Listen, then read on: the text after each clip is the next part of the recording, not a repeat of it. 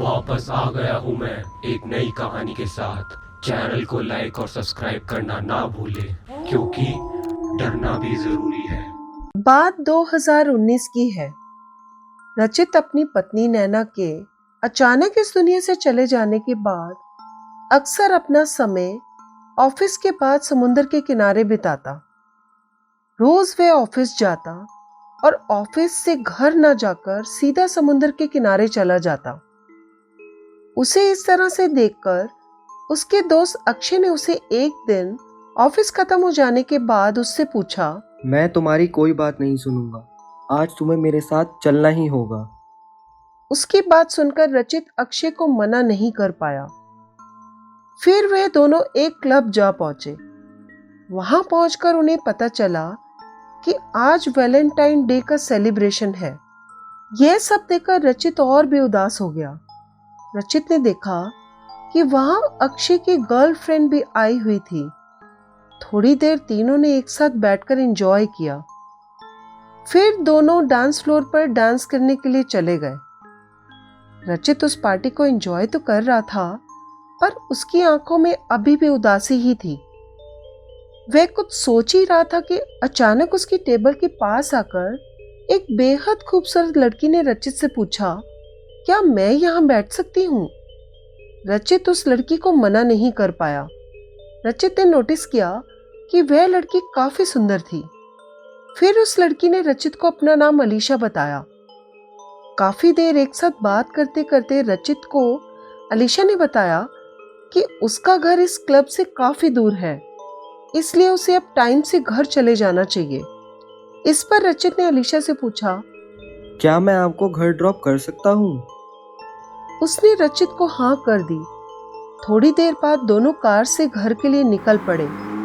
रास्ते में समुद्र को देखकर अलीशा ने रचित को बोला, क्यों ना हम थोड़ी देर यहीं बैठ जाएं। अलीशा की बात सुनकर रचित काफी खुश हो गया, जैसे अलीशा ने उसके मन की बात को ही पढ़ लिया हो। और फिर वह कार से उतरकर समुद्र के किनारे चलने लगे। आसपास काफी अंधेरा था और वहां कोई भी नहीं था। चलते चलते अचानक अलीशा ने रचित से उसकी फैमिली के बारे में पूछा। उसकी फैमिली का नाम आते ही रचित की आंखें गुस्से से लाल हो गईं और वह रचित को इस तरह से देखकर डर गई, क्योंकि अब रचित गुस्से से ही उसे घूर रहा था। उसे इस तरह से घूरता देखकर अलीशा ने रचित को कुछ नहीं कहा और बोली, चलो छोड़ो इन बातों को, मुझे घर ड्रॉप कर दो। यह सुनकर रचित बोला, रात अब काफी हो चुकी है, मेरा घर पास में ही है, आज रात मेरे घर रुक सकती हैं?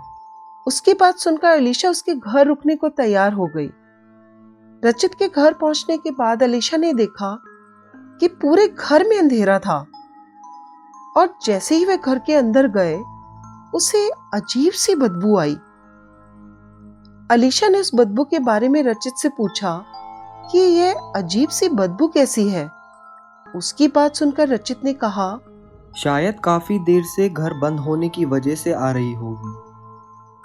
अलीशा को उसकी बात पर यकीन तो नहीं हुआ, पर वह कुछ बोली नहीं, क्योंकि उसका ध्यान घर से आने वाली बदबू पर ही था। अचानक उसका ध्यान बेड के सामने लगे शीशे की तरफ गया। उस शीशे में ध्यान से देखने पर उसे पीछे रखे बेड के नीचे किसी लड़की का हाथ दिखाई दिया, जिसे देखते ही अलीशा बुरी तरह से डर गई।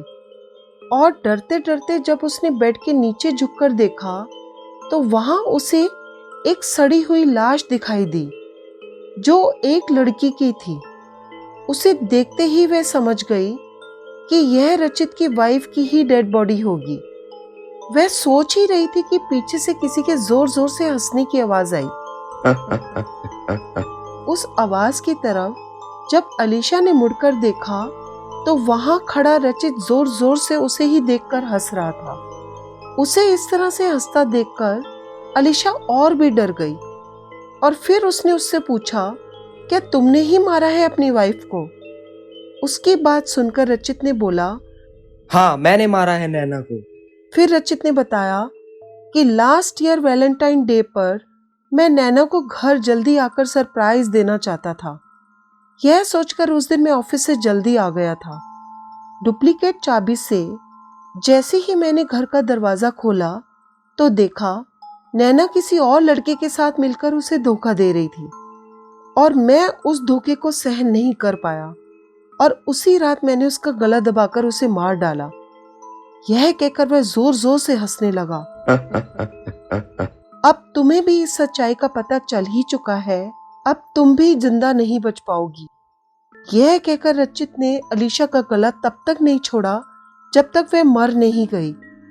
उसको मारने के बाद उसने अलीशा को भी नैना की लाश के साथ लिटा दिया और उसके बाद वह पागलों की तरह हंसने लगा। Happy Valentine.